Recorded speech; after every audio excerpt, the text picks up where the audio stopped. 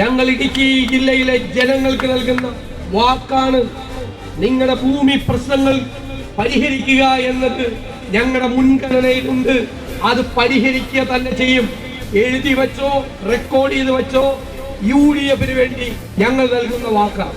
അതിനിടയിൽ ഇടുക്കി ജില്ലയിലെ ഭൂമി പ്രശ്നം വീണ്ടും അടുത്ത നിയമസഭാ സമ്മേളനത്തിൽ ഞങ്ങൾ അവതരിപ്പിച്ച് ഈ കോടതിയിലെ ഉത്തരവുകൾ പിൻവലിപ്പിക്കുന്നതിന് വേണ്ടി സർക്കാരിൽ സമ്മർദ്ദം ചെലുത്തും.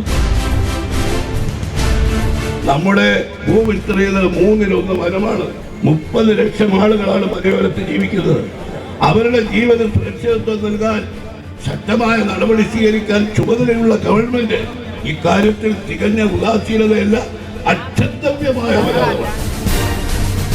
ശശീന്ദ്രൻ നിയമസഭയിൽ പറഞ്ഞത് ഞാൻ മന്ത്രിയായതുകൊണ്ടാണോ ആന ഇറങ്ങി വരുന്നതെന്നാണ്. സബ്മിഷൻ ഉന്നയിച്ചപ്പോൾ മന്ത്രിയുടെ മറുപടിയാണ് ഞാൻ മന്ത്രിയായതുകൊണ്ടാണോ ആന ഇറങ്ങി വരുന്നത്. ബഹുമാനപ്പെട്ട ശശീന്ദ്രൻ, എനിക്കൊന്നേ പറയാനുള്ളൂ, അങ്ങ് മന്ത്രിയായതുകൊണ്ടല്ല ആന ഇറങ്ങി വരുന്നത്.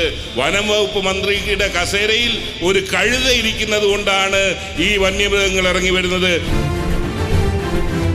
ഈ ജില്ല സമ്പൂർണ്ണമായി വനമാക്കി മാറ്റി ഇവിടുത്തെ പാവപ്പെട്ട കൃഷിക്കാരനെയും തൊഴിലാളിയെയും പൂർണ്ണമായി കുടിയൊഴിപ്പിക്കാനുള്ള ആസൂത്രിതമായ നീക്കമാണ് ഇടതുപക്ഷം ഈ നാടിനെ സമ്പൂർണ്ണമായി അന്ധകാരത്തിലേക്ക് തള്ളിവിടുമ്പോൾ അതിന്റെ വിമോചന ശബ്ദവുമായി ഐക്യജനാധിപത്യ മുന്നണി ഇവിടെ സമാഗതമാവുകയാണ്.